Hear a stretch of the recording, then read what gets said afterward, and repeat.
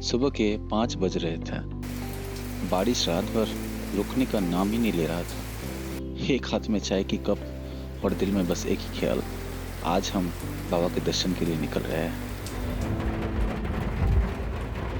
बरसात में ऐसे तैसे करके घर से तो निकल गए, लेकिन मन में ना एक डर लगा हुआ था कि क्या हम लोग स्टेशन तक पहुंच पाएंगे। लेकिन जब भोले बाबा हो साथ तो डर किस बात का। जैसे तैसे हम लोग पहुंच तो गए, लेकिन लेट बहुत हो चुका था। आज हम लोगों का ट्रेन था 13151 जम्मू तवी एक्सप्रेस, जो कोलकाता स्टेशन से सुबह में 11:45 को छोड़कर तकरीबन 45 घंटे बाद जम्मू तवी स्टेशन में हम लोगों को छोड़ने वाला था। प्लेटफॉर्म पर खड़ा ट्रेन और दिल में एक अजीब सा एक्साइटमेंट, एक लंबा जर्नी शुरू होने वाला है। अनाउंसमेंट की आवाज़, चाय वालों की पुकार और लोगों के भीड़ के बीच हम अपनी कहानी लिखने निकल पड़े। कलकत्ता का भारी बारिश के बीच में से भी हम लोगों का स्टेशन तक पहुंचना और स्टेशन में पहुंच के ट्रेन पकड़ना कहानी का तो शुरुआत हो चुका था। लेकिन मंजिल बहुत दूर था, बल्कि ये मंजिल पाने के लिए ही तो इतना जद्दोजहद। ये कोई ब्लॉगिंग नहीं है, ये एक एहसास है। जो लोग बाबा अमरनाथ जी का यात्रा करते हैं, सिर्फ उनके लिए। लगता है कोलकाता से जम्मू तक का ये सफ़र यादों में नहीं, रूह में बसने वाला है। खिड़की के बाहर बदलते हुए मंजर और अंदर एक अलग ही शांति। कहते हैं बाबा अमरनाथ जी का बुलावा सबको नहीं आता है, और जब बुलावा आता है तो वो इंसान खुद चल पड़ता है।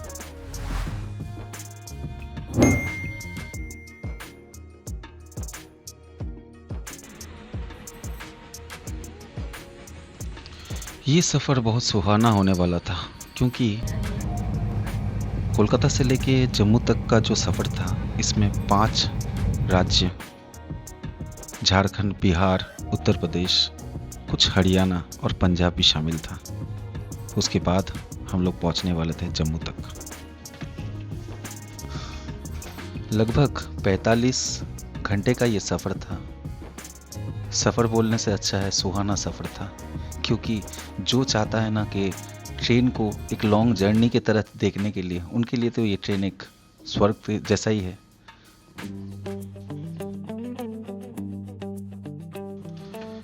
ये जो हावड़ा जम्मू तवी एक्सप्रेस है, ये ईस्ट को नॉर्थ से जोड़ता है और हर कोच में ले जाता है सपने, कुछ यादें और कहानियाँ। सफ़र अपनी रफ्तार पकड़ चुकी थी और हम कहीं बीच में हैं, ना शुरुआत ना मंजिल। खिड़की के बाहर बदलते हुए शहर, खेतों की हरियाली और अंदर चलती हुई छोटी छोटी कहानियाँ। कभी चाय की गर्माहट, कभी मुसाफिरों की बातें।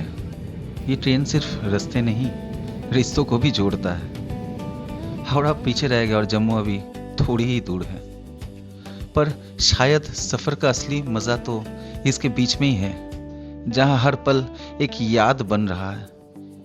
क्योंकि मंजिल से ज़्यादा ये जर्नी की सबसे खूबसूरत जगह होता है।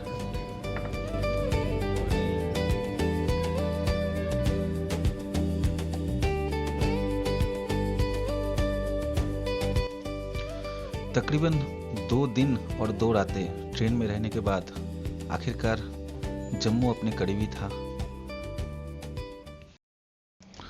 और फाइनली हम पहुंच चुके हैं जम्मू तवी स्टेशन पर। यहाँ से ही असली यात्रा शुरू होती है। हर तरफ भक्तों का जोश, बम बम भोले की गूंज।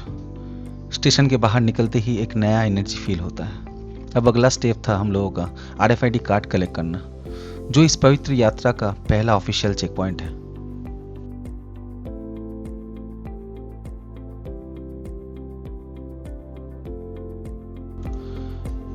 इतना जद्दोजहद के बाद किस्मत खराब होने की वजह से हम लोगों को RFID कार्ड तो जम्मू से मिला नहीं, क्योंकि हम लोगों का यात्रा का रजिस्ट्रेशन डेट था 13 जुलाई 2025 को और हम लोग जम्मू पहुंचे थे 10 जुलाई 2025 को।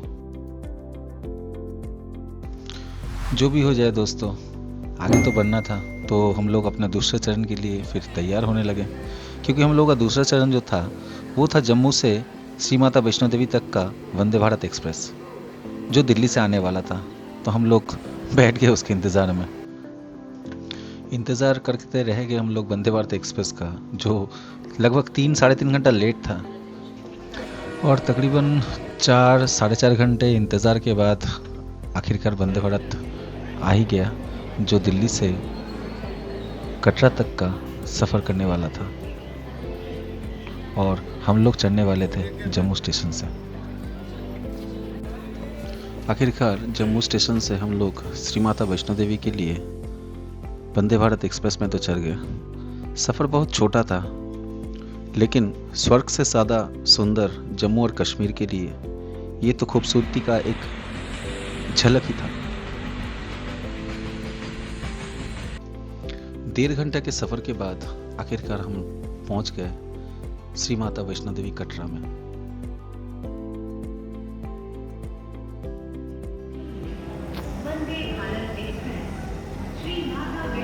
तीन दिनों का लंबा सफ़र ख़त्म करने के बाद अब तो सिर्फ शरीर ही नहीं, रूह भी थक चुका था थोड़ा आराम करने के लिए। इसलिए हमने डिसाइड किया कि बस अभी रुकना है, सांस लेना है और शुक्र अदा करना है त्रिकुट पर्वत पे बैठे उस माता रानी का, जिनके आशीर्वाद से हम लोग आज इतने दूर तक तो आ गए। कोई जल्दी नहीं, कोई प्रेशर नहीं, बस सुकून और माँ का आशीर्वाद। कल फिर एक नया सुबह होगी और सफ़र दोबारा शुरू होगा।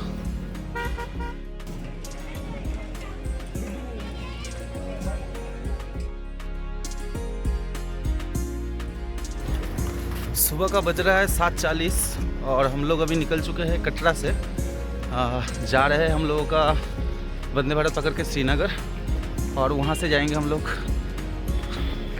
बालताल, जो हम लोगों का बेस कैंप है बाबा अमरनाथ जी का। अभी वैसे बहुत लेट हो चुका है, ट्रेन में उठ के आप लोगों से बात करते हैं। ये कुछ नज़ारा है श्री माता वैष्णो देवी स्टेशन के बाहर का।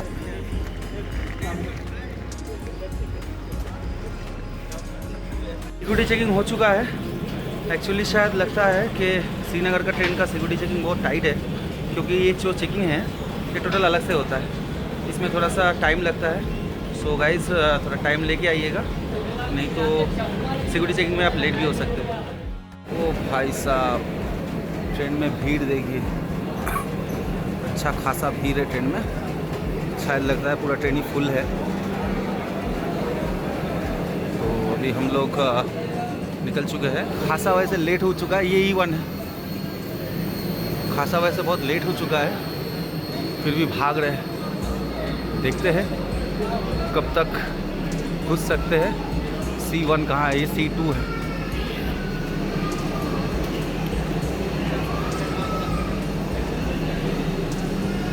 अच्छा खासा भीड़ है।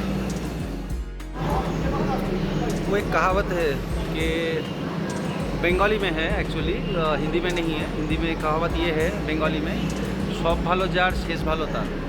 तो गाइस हम लास्ट में बहुत मेहनत से, मतलब भाग के आके वंदे भारत पकड़े, लेकिन अभी तक मोटा मोटी 8 मिनट बाकी है। और अभी देखते हैं अंदर में वंदे भारत में क्या है क्या नहीं है, और टोटली श्रीनगर तक का कवरेज है हम लोगों का। आगे में आप लोगों को लोगों का अंदर में दिखा। ये है हमारा 26401 श्री माता वैष्णो देवी से श्रीनगर तक का वंदे भारत एक्सप्रेस। ये सफ़र सिर्फ एक जर्नी नहीं, एक एहसास है। वंदे भारत में बैठते ही पता नहीं क्यों दिल को ऐसा लग रहा था कि नया भारत और नेचर एक ही साथ चल रहा है, जो कटरा से निकलते ही शुरू कर देता है एक खूबसूरत कहानी। Railway passengers, catch a glimpse as we cross India's first rail-safe railway bridge, the Anji-Khad Bridge. A marvel of engineering brilliance, it features a single inverted wall platform standing 192 meters high. यह bridge 96 cables द्वारा supported है। भारतीय engineering के नई तकनीक और नवाचार को महसूस करें। एवं इसका अनुभव हमारे साथ साझा करें।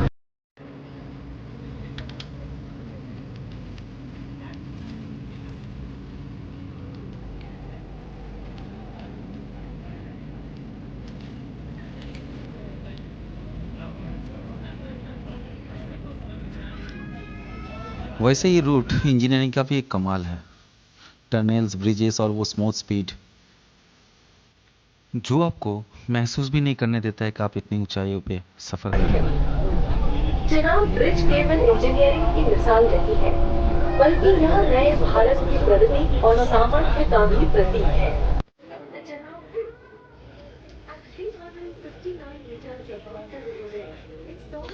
वैसे कोशिश तो बहुत किया था कि अंजीखंड ब्रिज और चेनाब ब्रिज का कुछ वीडियो ले लें, लेकिन जैसे कि आप लोग जानते हैं वंदे भारत एक चेयर सीटिंग कार है और अंदर में खिड़कियों से जितना हो सकता है उतना ही पिक्चर आप ले सकते हो। बाहर में झुक के कुछ जगह ही नहीं है कि इतना सुंदर ब्रिजेस का पिक्चर हम उठा सकते हैं या वीडियो उठाए।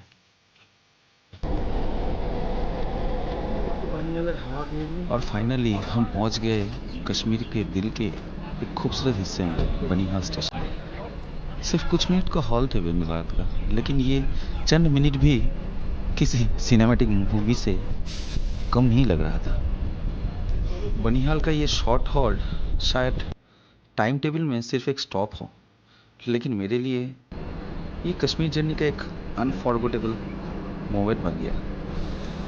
एक तरफ हिमालय की शान, दूसरी तरफ अनएंडलेस ट्रैक का सफर और बीच में हम बाबा बर्फानी के दर्शन की तरफ बढ़ते हुए।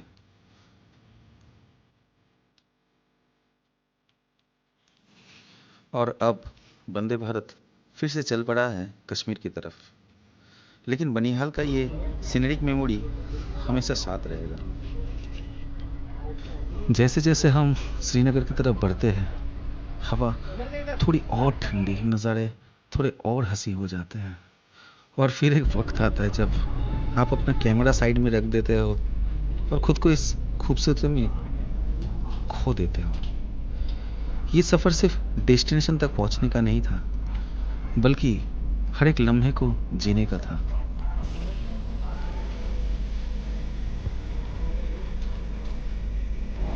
तो फाइनली पहुंच चुके हैं श्रीनगर। ये हम लोग का वंदे भारत, और अभी यहाँ से हम लोग जाएंगे पंता चौक। पंता चौक में है हम लोगों का बेस कैंप।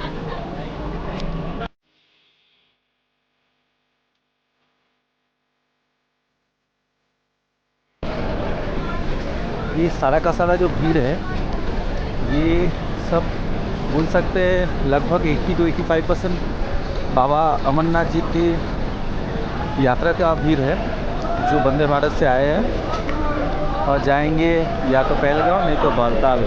आवाज़ सुन पा रहे हैं? तो यहाँ से शुरू होता है हम लोगों का असल यात्रा, बाबा बर्फानी जी का यात्रा, श्री अमरनाथ जी का यात्रा। तो ज़ोर से बोलो बम बम भोले, और आप लोगों से मिलते हैं अगले पार्ट पर।